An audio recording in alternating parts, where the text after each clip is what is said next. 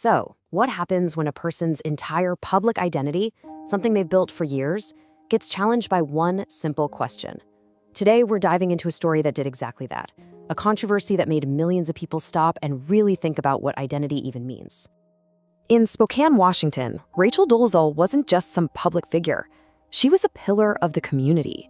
People knew her for her passion, her tireless work, and her leadership in the fight for racial justice. I mean, these weren't just titles on a business card. They felt like who she was. And this was the message she lived and breathed.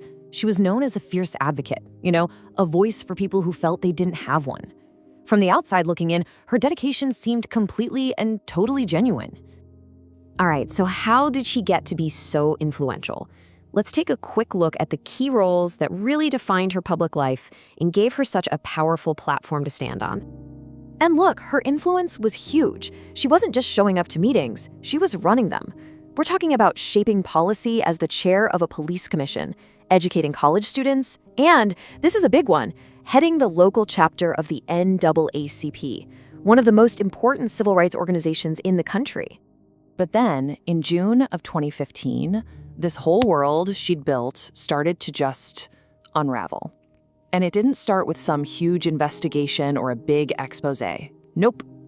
It all started when a local journalist asked one single, direct question. That's it.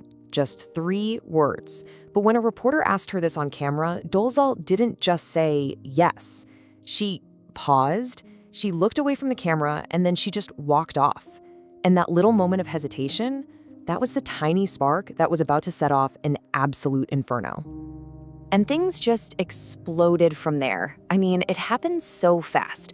Within just a few days of that awkward on-camera moment, the story took a wild turn when her own parents decided it was time to speak to the press.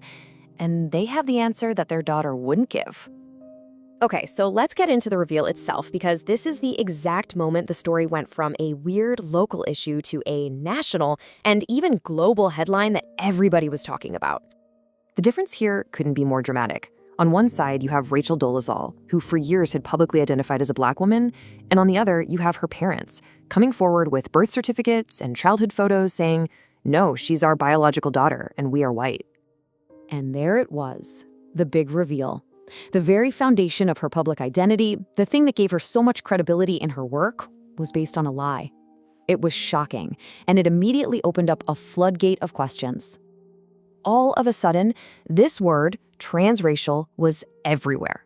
Now, it wasn't a new term, but this whole situation yanked it out of academic circles and threw it right into the middle of the public conversation.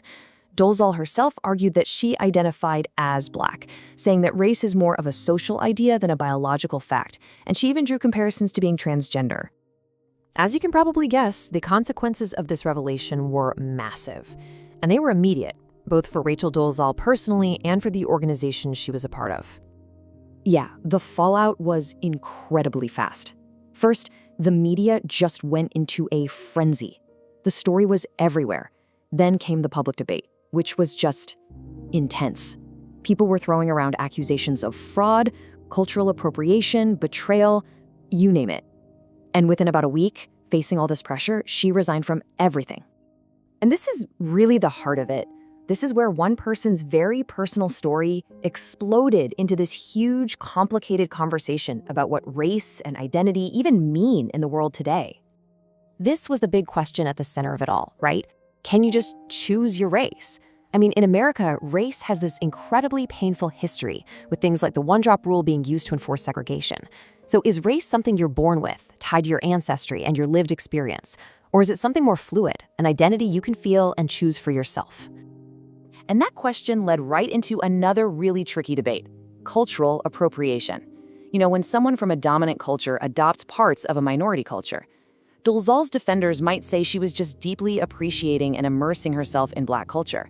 But her critics, well, they saw it as the ultimate form of privilege, taking on the look and culture of being Black without ever having to live through the systemic racism that comes with it.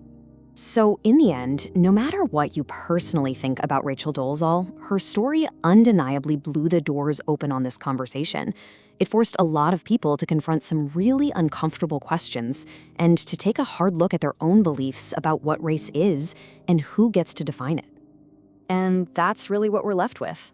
It's a story about one woman, sure, but it kind of holds up a mirror to all of us. It makes us think about the lines we draw around identity and why we draw them in the first place. What does it actually mean to belong?